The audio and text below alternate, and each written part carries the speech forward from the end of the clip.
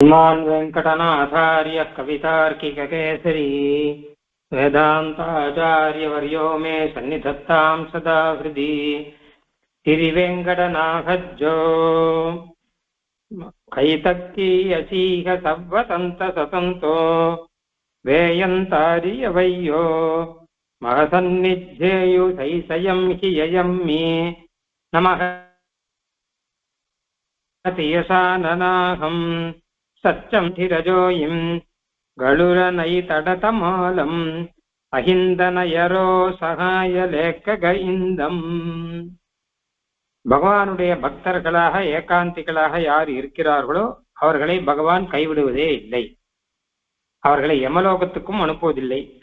கடைசியில் தன்னுடைய லோகத்துக்கும் கூட்டிக் கொள்கிறான். இங்கு இருக்கும் காலத்திலும் அவர்களுக்கு நல்ல பக்தி பாவங்களை எல்லாம் உண்டாக்கி கைங்கரியங்களை எல்லாம் உண்டாக்கி தருகிறான். சர்வேஸ்வபி நிர்வைராக அப்படின்னு சொல்ற மாதிரி அவர்கள் துவேஷம் முதலானதெல்லாம் இல்லாமல் பகவத் தர்மத்தை பற்றி கொண்டு பகவானுடைய பக்தர்களாக இருந்து கொண்டு கடைசியில பகவானை அடைகிறார்கள். சுவாமி தேசிகன் ரகசிய திரேசாரத்துல கூட ஒரு விஷயம் சொல்லியிருக்கார்.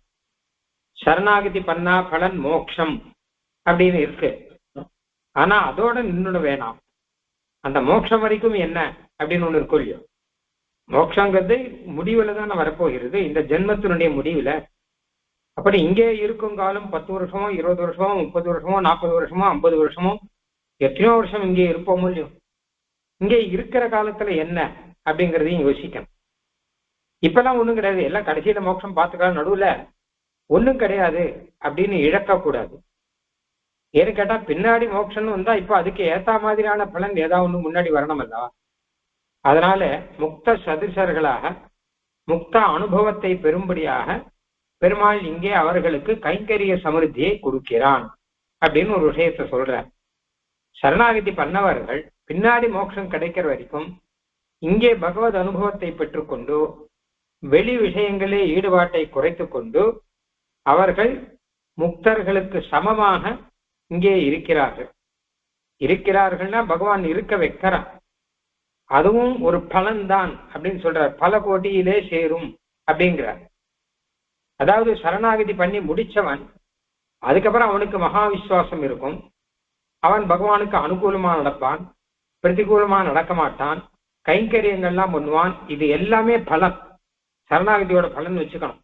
மொத்தமும் சரணாகதிக்கு பின்னாடிதான் உண்மையான பெரிய பலன் வரப்போறது. முன்னாடி மழை பெய்யறதுக்கு முன்னாடி சின்னதாக தூறல் அடிக்கும் இல்லவா, அந்த மாதிரி இந்த பலன் முன்னாடி இருக்கட்டுமே, அதை எதுக்கு நாம் விடணும். ஆனா அதுவும் பலன் அப்படிங்கிறார்.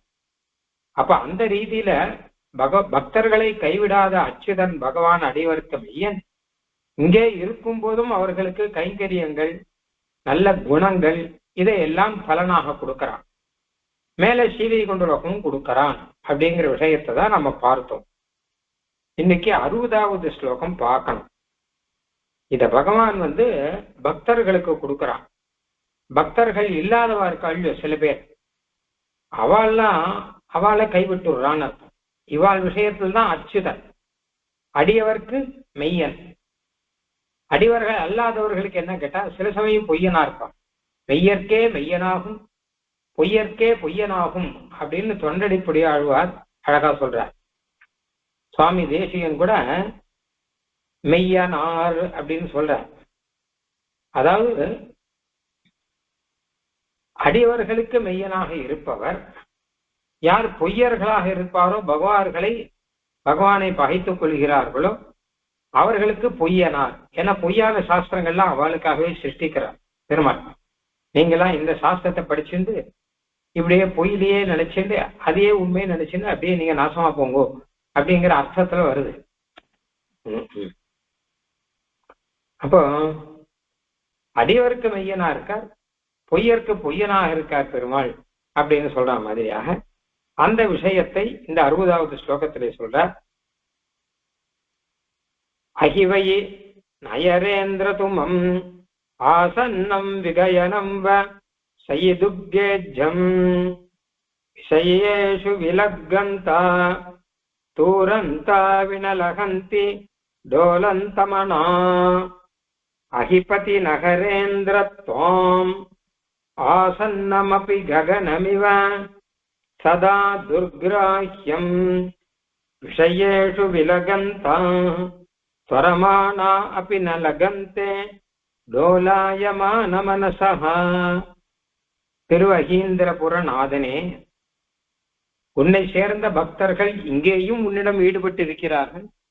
மற்ற விஷயத்தெல்லாம் விட்டு விடுகிறார்கள். ஸ்ரீவைகுண்டத்திலையும் உன்னை அடைகிறார்கள் சொன்ன. உன்னுடைய பக்தர்களாய் இல்லாம இருக்கிறவர்கள் கல்யோ அவர்கள்லாம் அதுக்கு நேர் எதிராக இருக்கா. அவர்கள் இங்கேயும் உன்னை நன்னா அனுபவிக்க தெரியாது.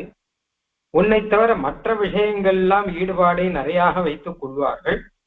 அவர்கள் கடைசியில் உன்னை அடைய மாட்டார்கள். என்னதான் அவளுக்கும் ஆசையெல்லாம் இருக்கும், பெருமாளை அடையலாம் அப்படின்னு சொல்லிட்டோம். ஆனா கூட அடைய முடியாமல் தவிப்பார்கள். அஹிபதி நகரேந்திரத்வாம், அஹிபதி நகரேந்திர திருவகீந்திரபுர நாதனே, துவாம் உன்னை, ஆசன்னமபி ககனமிவ சதா துர்கிராஹ்யம், நீ பக்கத்திலேயே இருந்தா கூட உன்னை அவர்கள் பெறமாட்டார்கள். எங்கேயோ இருக்கான் இல்ல, ஒரே ஊரு தான், ஒரே ஊர்லயே தான் இவனும் இருக்கான் அவனும் இருக்கான். அதாவது ஏகாந்தி பரமேகாந்தியா இருக்கணும் இருக்கான், அவனுக்கு பக்கத்தாத்திலேயே இவனும் இருக்கான். மற்ற பலனை எதிர்பார்க்கிறவன்.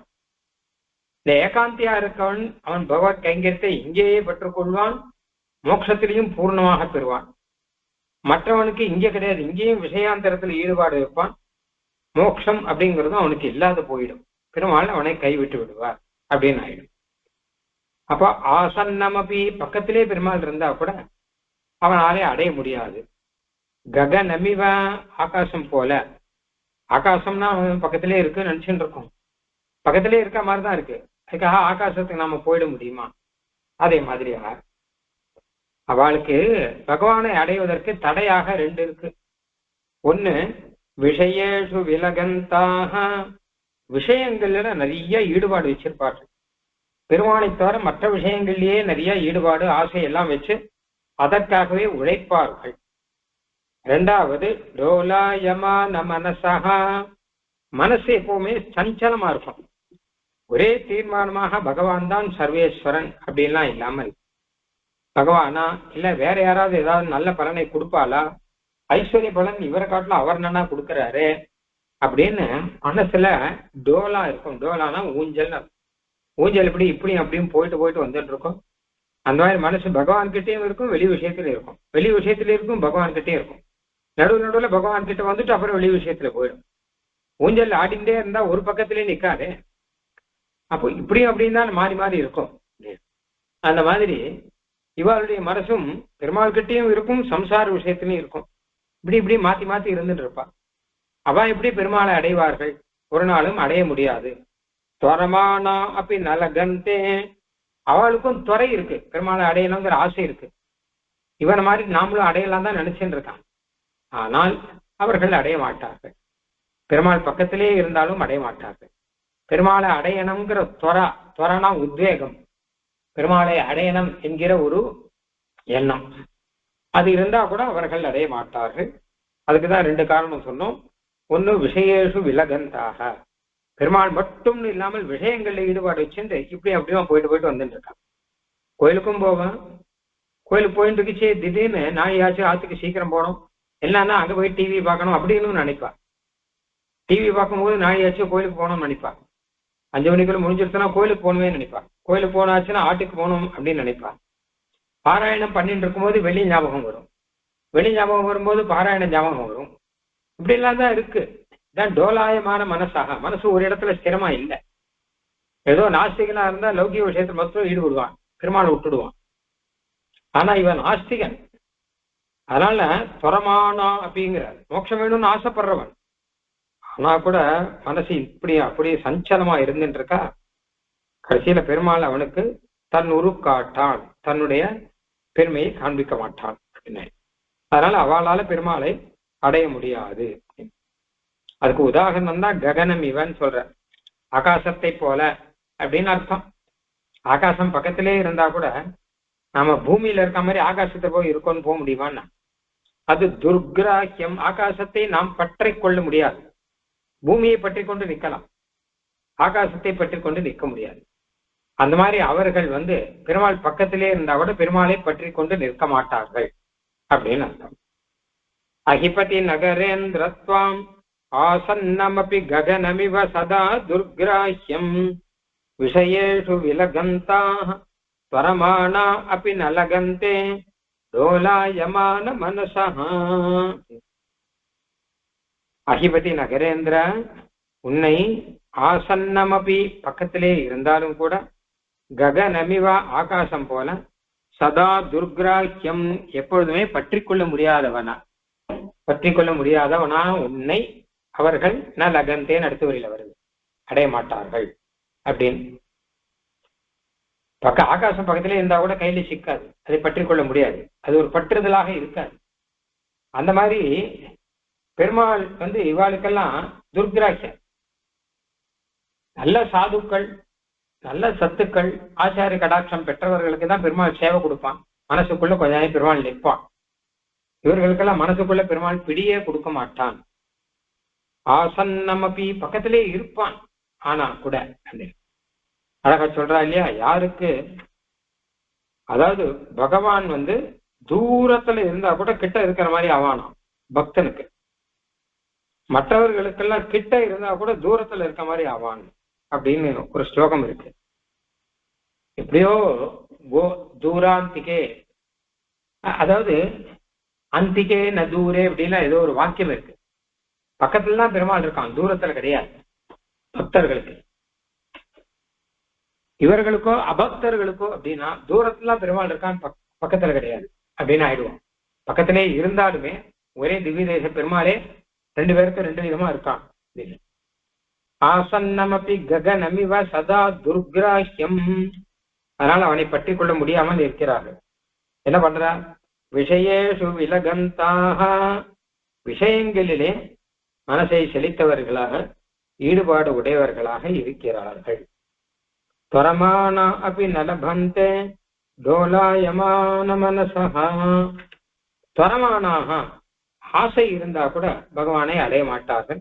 ஏன்னா மனசு டோலாயமானம், மனசு ஊஞ்சல் போல சஞ்சலமாக இங்கேயும் அங்கேயும் இருக்கிறபடினால, ஊஞ்சல் ஒரு முனைக்கு போச்சுன்னு வச்சுக்கோங்க, அங்கேயே நிக்காது, திருப்பி இறங்கிதானே ஆகணும், ஒரே முனையில நிக்காது இல்லையா. அந்த மாதிரி மனசும் பெருமாள் கிட்ட போற மாதிரி இருக்குமே தவிர பெருமாள் கிட்ட பற்றி நிக்காது. அதான் துர்கிராஹ்யன் போட்டார், அதை பற்றி நிக்காது. ஊஞ்சல் நடுவுல நிற்கும். பொதுவா ஊஞ்சல்னா ஆடுகிற ஊஞ்சல் எடுத்துக்கும், ஆடாத ஊஞ்சல்ல பத்தி பேச்சு இல்லை. ஆடுகிற ஊஞ்சல் இந்த பக்கம் அப்படியே இந்த எண்டு வரைக்கும் போகும், ஆனா அங்கேயே நிக்காது, உடனே மூழ்கும். அதான் ககனம் இவங்க, ககனத்தை பற்றி கொள்ள முடியாது. அதுபோல ஊஞ்சலானது ஒரு நுண்ணியை பற்றி கொண்டு இருக்காது. அதே மாதிரி இவா மனசும் பகவானை பற்றி கொண்டு இருக்காது, இவளால இருக்க முடியாது அப்படின்னு அர்த்தம். அதனால சாஸ்திரத்திலே என்னதான் சாஸ்திரத்துல சொல்லி இருந்தாலும் கூட அது பக்தர்களுக்கு புரியற மாதிரி, தாம் சீலரூப சரிதை பரம பிரவருத்த சத்வேன சாத்விகதையா பிரபலைச்ச சாஸ்திரைஹி பிரக்யாத தெய்வ பரமார்த்த விதாம் மதைச்ச நைவ ஆசுர பிரகிருதையா பிரபவந்தி போத்தும். பெருமாளை பத்தி புரிஞ்சுக்கணும்னா எதை வச்சு புரிஞ்சுக்கலாம் அப்படின்னா, வேதத்துல இருக்கு, உபனிஷத்துல சொல்லி இருக்கு, ஸ்ரீமத் ராமாயணம் மகாபாரதம் ஆகிய இதிகாசங்கள்ல சொல்லியிருக்காள், புராணங்கள்ல ஸ்ரீவிஷ்ணு புராணம் பாகவதம் புராணங்கள்ல சொல்லியிருக்காள், ஆழ்வார்கள் ஸ்ரீசுக்தியில சொல்லியிருக்கா, ஆச்சாரியர்கள் ஸ்ரீசுக்தியில சொல்லியிருக்கா, இத்தனையில சொல்லியிருக்கா. அதனால எப்படி வேணா பெருமாளை தெரிஞ்சுக்கலாமே, நீ எது வேணா படிச்சுக்கலாமே, வேதம் படிச்சாலோ புராணம் படிச்சாலோ எப்படி வேணா தெரிஞ்சுக்கலாமே அப்படின்னு இத்தனையில பெருமாளை பத்தி சொல்லிருக்கு. அதன் மூலமா புரிஞ்சுக்க முடியும் பக்தர்களுக்கு. அபக்தர்களுக்கு அப்படின்னா வேதத்திலேயே சொன்னாலும் இதிகாசத்திலேயே சொன்னாலும் புராணத்திலேயே சொன்னாலும் அவனுக்கு புரியாது.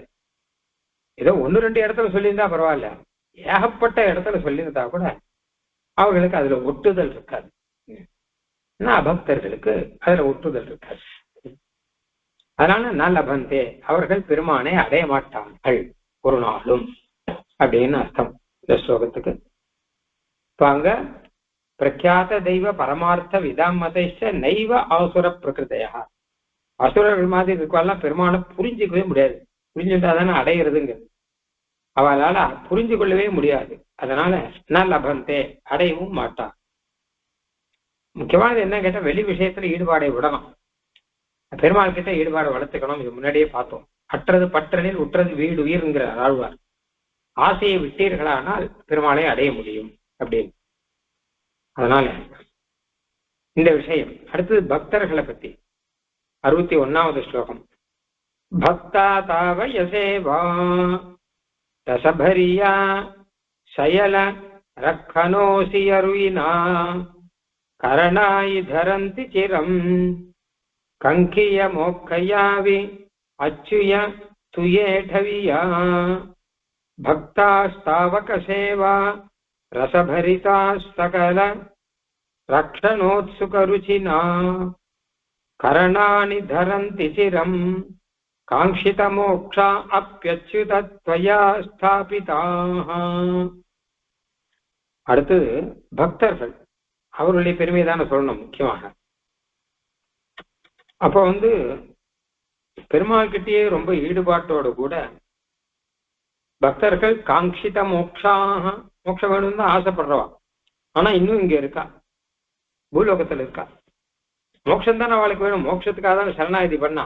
இன்னும் ஏன் இங்க இருக்கான்னு கேட்டானா, இங்க இருந்து என்ன பண்ணிட்டு இருக்கா அப்படின்னா, உன்னுடைய சேவா ரசத்திலே அவர்கள் பூர்ணர்களாக இருக்கிறார்கள், பெருமாளுக்கு கைங்கரியத்தை பண்ணிட்டு இருக்காரு அப்படின்னு. அப்போ அவர்கள் இந்த லோகத்துல இருக்கிற வரைக்கும் பெருமாளுக்கு சேவை பண்ணணும் அப்படிங்கிற ஒரு எண்ணத்தினாலே கரணாணி தரந்தி, கை கால்கள் இந்திரியங்கள் எல்லாத்தையும் தரிச்சுட்டு இருக்கா அப்படின்னு. சரீரத்துல இருந்து ஆரம்பிச்சு எல்லாத்தையும் வச்சுட்டு இருக்கா. இதெல்லாம் எதுவும் வேணாம், எனக்கு மோட்சம் வேணும்னு கேட்கலாம். ஆனா அவ கேட்கல, இங்க இருந்து கைங்கரியம் பண்ணலாம் தான் நினைக்கிறா. இதை விடுவானே, மோட்ச கைங்கரியம் உண்டு, அது இருக்கட்டும், இங்க இருக்கிற கைங்கரியத்தை விடுவானே அப்படிங்கிறதுக்காக அவர்கள் இங்கே இருக்கணும்னு நினைக்கிறா. பெருமாளும் அதே மாதிரி சங்கல்பித்து நீங்கள் இங்கே இருங்கோ, கடைசியில் அங்க சேரலாம் அப்படின்னு தான் சொல்றான். அதனால சரீரம் முதலானதை வைத்துக்கொண்டு பெருமாளுடைய சங்கல்பத்தினாலே அந்த பக்தர்கள் மோட்ச அனுபவத்தை இங்கேயே பெறுபவர்களாக இந்த லோகத்திலேயே இருந்து கொண்டிருக்கிறார்கள். இந்த ஸ்லோகத்துல ஒரு கேள்விக்கு பதில் இருக்கு. ஏன் ஏசத்தேகானேமா, இந்த சரீர முடிவுல எனக்கு மோட்சம் வேணும் அப்படின்னு தான் கேட்கறான். உடனே மோட்சம் வேணும் அப்படின்னு கேட்கல. நாம கேட்கல மட்டும் இல்ல, ஆச்சாரியர்களும் யாரும் கேட்கல, ஆழ்வார் ஆச்சாரியர்களும் கேட்கல. ஆனானப்பட்ட ஸ்ரீபாஷ்யக்காரர் அவரே சரணாகதி கத்தியத்தில் இது பண்ற, அங்கேயே அவர் சொல்ற இப்பயே மோட்சம் வேணும் அப்படின்னு கேட்க. சரி இதை பார்த்தோன்னு பெருமாள் சொல்ற, கடைசியில் உனக்கு மோட்சம் கொடுக்குறேன் அப்படின்னு தான் சொல்ற. ஆக ஆழ்வார்கள் ஆச்சாரியர்கள் கூட உடனே மோட்சம் வேணும் அப்படின்லாம் யாருமே கேட்கல. ஏன் கேட்கல அப்படின்னு கேட்டாங்க, இங்கே இருக்கிற காலம் பெருமாளுக்கு கைங்கரியம் பண்ணிட்டு இருக்கலாமே அப்படிங்கிறதுக்கு தான் அவ கேட்கலையாம். இங்க என்னமோ பெருமாள் இருக்கார் அர்ச்சாவதாரத்துல, நமக்கு என்னமோ கை கால்கள்லாம் இருக்கு, நாம புதுசா சம்பாதிச்சுக்க வேண்டாம், இருக்கிற கை கால் புத்தி மனசை வச்சுட்டு இருக்கிற பெருமாளை கொஞ்சம் கைங்கரியம் பண்ணிட்டு வரலாமே. மோட்சங்கிறது இருக்கட்டும், வேண்டாம் சொல்லல, இருந்தா கூட கிடைத்ததை விடக்கூடாது அப்படின்னு ஒண்ணு சொல்லுவா இல்லையா, அந்த மாதிரி ரீதியில அல்ப பலனா இருந்தா கூட இதை விடுவானே அப்படின்னு இருக்கு. அதனால பெருமாளுக்கு கைங்கரியம் வரணுங்கிற எண்ணத்தினாலதான், அதாவது பெருமாளுக்கு கைங்கரியம் பண்றதுக்கு என்னென்ன வேணும் அப்படின்னு பார்க்கணும். முதல்ல ஒண்ணு, ரொம்ப ரொம்ப முக்கியமானது பெருமாள் வேணும். 2, நமக்கு கைங்கரியம் பண்றதுக்காக சரீரம் மனசு இந்திரியங்கள் அதெல்லாம் வேணும். 3, கைங்கரிய உபகரணங்களாக நமக்கு வேண்டியது புஷ்பங்கள் பழங்கள் முதலானதெல்லாம். அதுக்கப்புறம் மந்திரங்கள் சொல்லுவதற்கு வாக்கு இந்திரியம் அதெல்லாம் வேணும். இதுதானே கைங்கரியம் பண்றதுக்கு வேணும். இது மொத்தமும் இப்ப இருக்கு. பெருமாள் வேணும்னா பெருமாள் தான் அர்ச்சாவதாரத்துல கோயில்ல இருக்கார். கைங்கரியம் பண்றதுக்கு நமக்கு மனசு வாக்கு சரீரம் வேணும்னா அதெல்லாம் பெருமாளே கொடுத்துருக்கார். இந்திரியங்கள்லாம் வேணும்னா அதெல்லாம் கொடுத்துருக்கார். கைங்கரியத்துக்காக சந்தனம் அப்படின்னோ புஷ்பம் அப்படின்னோ கந்தம், அதாவது இன்னும் வேற ஏதாவது பழம் அப்படின்னோ இதெல்லாமே பெருமாள் கொடுத்துருக்கார். நல்ல தேன் முதலான மதுர திரவியங்கள் எல்லாமே கொடுத்துருக்கார். நம்ம பண்ண வேண்டியது என்னன்னு ஒண்ணும் சம்பாதிக்க வேண்டாம், இருக்கிறத வச்சு கைங்கரியம் பண்ணணும், அவ்வளவுதான். அப்ப மகான்கள்லாம் என்ன நினைக்கிற, இத்தனை இருக்கும்போது இதை விடுவானே, இதோ இல்லாட்டா பரவாயில்ல, இத்தனையும் இருக்கே, கைங்கரியம் பண்றதுக்கு சகலமும் இருக்கு. ஒன்னே ஒண்ணுதான் கைங்கரியம் பண்ணணும் அப்படிங்கிறது தான். அப்ப பெரியவாள்லாம் பாக்குறா, கை கால் இருக்கு, சரீரம் இருக்கு, மனசு இருக்கு, பெருமாள் இருக்கான், புஷ்பம் இருக்கு, பழம் இருக்கு, வேற என்ன வேணும்? அப்ப நான் இங்க கைங்கரியம் பண்ணிட்டு அப்புறம் மோட்சத்துக்கு வரேன் அப்படின்னு அழகான வார்த்தை அது. சில பேர் என்ன நினைச்சுட்டு இருக்கான்னு கேட்டா, உடனே மோட்சம் கேட்டு உடனே மோட்சத்துக்கு போனாதான் விசேஷம், இங்கே இருக்க வரைக்கும் இருந்துட்டு அப்புறம் மோட்சத்துக்கு போனா விசேஷம் இல்லைன்னு. அப்படி கிடையாது. இருக்கிற வரைக்கும் இருக்கிறவா கைங்கரியம் பண்ணிட்டு இருக்கிறதுக்காகத்தான் மகான்கள்லாம் இங்க இருக்கா. அதுக்கு காரணம் சொன்னேன், புதுசா சம்பாதிக்க வேண்டாதபடி மொத்தமும் இங்க இருக்கிறபடினால இதை வச்சு கைங்கரியம் பண்ணலாம். அப்புறம் மோட்சத்துல என்ன வருது எப்படி வருதுங்கிறதெல்லாம் அப்புறம் பார்த்துக்கலாம். இப்ப எல்லாமே சித்தமா இருக்கு அப்படிங்கிற எண்ணத்துல இருக்கலாம். அதனால பக்தாக அச்சுதனே, உன்னுடைய பக்தர்கள் தாவக சேவா ரசபரிதாக, உன்னுடைய சேவா ரசத்திலே பரிதாக பூர்ணமாக இருக்கிறார்கள். உனக்கு கைங்கரியம் மரணம் அப்படிங்கிற ரசத்திலே பூர்ணமாக இருக்கிறார்கள். சகல ரக்ஷணோத்சுக ருச்சினா, எல்லாரையும் எப்படி ரட்சணம் பண்ணணுங்கிறத ரொம்ப உற்சாகத்தோடு பார்த்து பார்த்து பிடிச்சு ரட்சணம் பண்றவன் எம்பெருமான். அந்த சங்கல்பத்தினாலே எம்பெருமான் அப்படி எல்லாரையும் ரட்சணம் பண்ணணுங்கிற எண்ணத்தினாலே இவனையும் ரட்சிக்கணும்னு நினைக்கிறான். அந்த எண்ணத்தினால என்ன பண்றான்னு கேட்டான்னா, ஸ்தாபிதாக, அந்த பெருமாளாலேயே இங்கேயே இருக்க வைக்கப்பட்டவர்கள். பெருமாள் வேண்டா சரி ஆசைப்படுறான் கைங்கரியம் பண்ணணும்னு சொல்லிட்டு, ஆட்சி சரீர இந்திரியெல்லாம் ஏற்கனவே இருக்கு, இதை வச்சு கைங்கரியம் பண்ணட்டும் பெருமாள் அப்படியே விட்டுடுறான். அவளை மோட்சத்தை கூட்டுன்னு போறது இல்லை, சரி கைங்கரியம் பண்ணிட்டு இருக்கட்டும் அப்படின்னு அங்கேயே வச்சுடுறான். அப்போ துவயா ஸ்தாபிதாக, உன்னாலே நிலையாக இங்கே வைக்கப்பட்டவர்கள். காங்கித மோக்ஷா அப்படி மோட்சம் வேணும் தான் ஆசைப்படுறான், ஆனா கூட பெருமாள் கொஞ்ச நாள் இங்க இரும் அப்படின்னா சரின்னு சொல்லிட்டு சந்தோஷத்தோடு இருக்கா. கரணானி தரந்தி சிரம், கரணங்களை எல்லாம் சரீர இந்திரியங்களை எல்லாம் சிரம் ரொம்ப காலம் தரந்தி தரித்து கொண்டிருக்கிறார்கள். சரீரத்தை விட்டுடணும் இந்திரியத்தை விட்டுடணும்னா சொல்றது இல்லை, இருக்கிற வரைக்கும் இருக்கட்டும். அதை வச்சுட்டு நாம என்ன பண்ண போறோம்? பெருமாள் தானே சேவிக்க போறோம், பெருமாள் தானே கைங்கரியம் பண்ண போறோம், அதனால அப்படியே இருக்கட்டுமே அப்படின்னு நினைக்கிறான். பொதுவாகவே புத்திசாலியா இருப்பான், கிடைச்சதை விட மாட்டான்னு சொல்லுவான். பெருசா ஏதோ ஒண்ணு பின்னாடி வரப்போகுதுன்னா அது வரட்டும், இப்ப கிடைத்ததை விடுவானே அப்படின்வான். அந்த மாதிரி பின்னாடி பெரிய மோட்ச பலம் வரணும்னா அது வரட்டும், இப்ப கிடைத்ததை விட வேண்டாம் அப்படிங்கிறதுக்காக அந்த ரசம், அந்த ரசத்தை அனுபவிப்பதற்காக அவர்கள் இங்கேயே இருக்கிறார்கள்.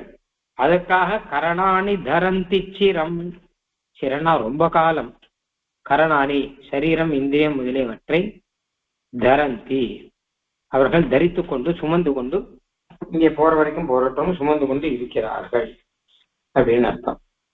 பக்தர்கள் இந்த சரீரம் போயிடணும் உடனே மோட்சம் வேணும் அப்படின்லாம் கேட்காம சரீரம் இருந்தா இருக்கட்டும் அப்படின்னு சொல்லிட்டு இங்கேயே இருப்பார்கள். அதுக்கு காரணம் உன்னுடைய சேவா ரசம்ங்கிறது இங்க இருக்கிற அப்படின்னால. பக்தா ஸ்தாவக சேவா ரசபரிதாக சகல ரக்ஷணோத்சுக ருச்சினா, இது பாருங்க பெருமாள் எல்லாரையும் ரட்சணம் பண்றாராம், அதுல ரொம்ப ருச்சியோட பண்றாராம். அதனாலதான் இவாளை எப்படி ரட்சணம் பண்ணுமோ அப்படி ரட்சணம் பண்றார் பெருமாள். சகல ரக்ஷண உத்சுக ருச்சினா, எல்லாரையும் ரட்சணம் பண்றதுல உற்சாகத்தோடையும் ருச்சியோடையும் அது பிடித்தும் பண்ணக்கூடியவன் எம்பெருமான். அதனால்தான் இவாளை இங்கேயே வச்சுடுறான், இவ கொஞ்சம் இருக்கட்டும் அப்படின்னு, மோட்சம் அப்புறம் கொடுக்கலாம். ஏன் அப்படின்னு கேட்டான்னா, இவ கொஞ்சம் இருந்து இவ அனுபவிக்கட்டுமே, இங்க பெருமாள் அனுபவிக்கட்டுமே அப்படின்னு அதெல்லாம் பெருமாளுக்கே தெரிஞ்சிருக்கு. அதனால இவன் இங்க இருக்கட்டும் விட்டுடுறான்.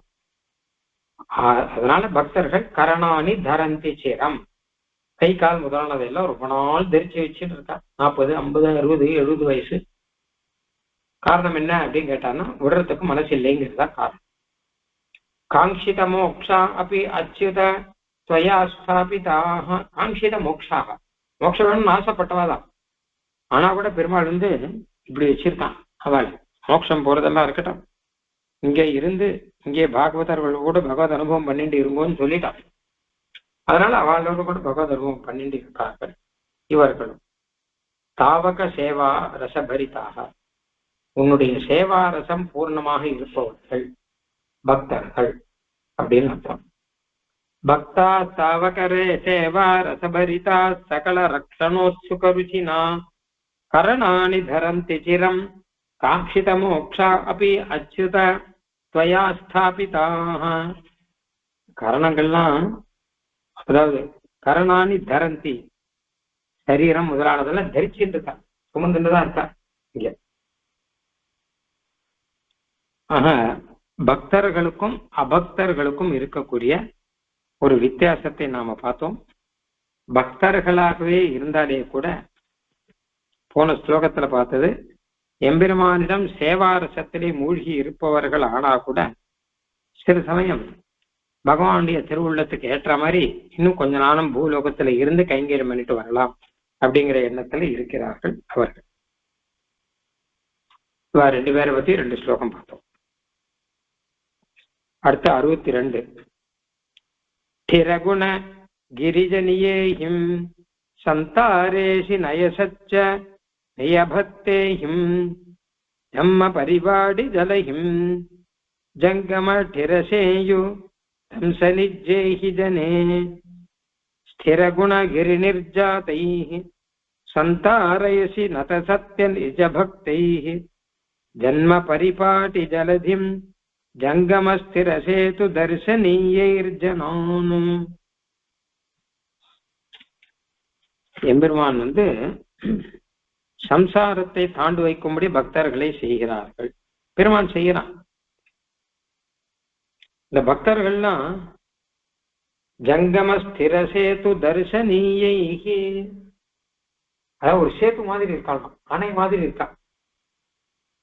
அணை எப்படி இன்னொரு பக்கம் கொண்டு விடுறதோ அந்த மாதிரி பக்தர்களை இன்னொரு பக்கம் கொண்டு விடக்கூடியவர்கள் அவர்கள்லாம் ஆச்சாரியர்கள் அர்த்தம். இப்ப ஜங்கம ஸ்திர சேது, ஒரு சேது, அதுவும் ஸ்திரமான சேது, அதுவும் நடமாட சேது. ஜங்கமான நடமாடும் அர்த்தம். ஒரு அணையே நடமாடுறதுன்னு வச்சுக்கோங்க, எப்படியோ அந்த மாதிரி பெருமாள் இருக்கா. அப்போ சேத்துன்னா அணை, அணையே நடமாடுற அணை. அதே சமயம் ஸ்திரமா நடமாடுறதுன்னு எங்க அங்க போய் பொடிஞ்சு போடுறதுன்னு இல்லை, ஸ்திரமான திருடமான அணை. அந்த மாதிரி பெருமாளே ஒரு அணையாக இருந்து கொண்டு இருக்கிறார். ஜங்கம ஸ்திரசேது தர்சனீயைஹி நிஜபக்தி நிஜபக்தைர்ஹி. இப்ப தன்னுடைய பக்தர்களுக்கு பெருமாள் அப்படியே இருந்து சேவை சாதிக்கும் போது ஜன்ம பரிபாட்டி ஜலதிம் சம்தாரயசி, அதன் மூலமாக ஜன்மங்கிற சமுத்திரத்தை கடந்து போகும்படி பண்ணுகிறான். அவர்களை இந்த லோகத்துல உட்காந்து வச்சு சரீரத்தை எல்லாம் கொடுத்து இதெல்லாம் கடந்து போகும்படி பண்றான். அவனும் சரீரம் இந்திரியம் அதையெல்லாம் பிடித்து கொண்டு இருக்கிறார்கள், கேட்டுக்கொண்டு இருக்கிறார்கள் அப்படின்னு அர்த்தம். பக்தா தாவய சேவா ரசபைரியா சயல ரக்கனோ சுயருனா கரணாயி தரந்தி சிரம் கங்கிய மோக்கயாவி அச்சுய துயேட்டவியா. அவன் பகவான் அச்சுதன், கைவிடாதவன் அப்படிங்கிறது அங்க சாதாரணமான பிரபத்தியில தெரியுது மட்டும் இல்லாமல் பிரபத்திக்கு பின்னாடி அவன் என்னைக்குமே கைவிடாம இருக்கான்ங்கிறது உத்தரோத்தர ஸ்லோகங்கள்ல நன்னா தெரிய வரும் அப்படின்னு அர்த்தம். அடுத்த ஸ்லோகம் 62, அது அப்புறம் பார்க்கலாம். கவிதார்க்கிக சிம்ஹாய கல்யாண குணசாலினே ஸ்ரீமதே வெங்கடேசாய வேதாந்த குரவே நமஹ.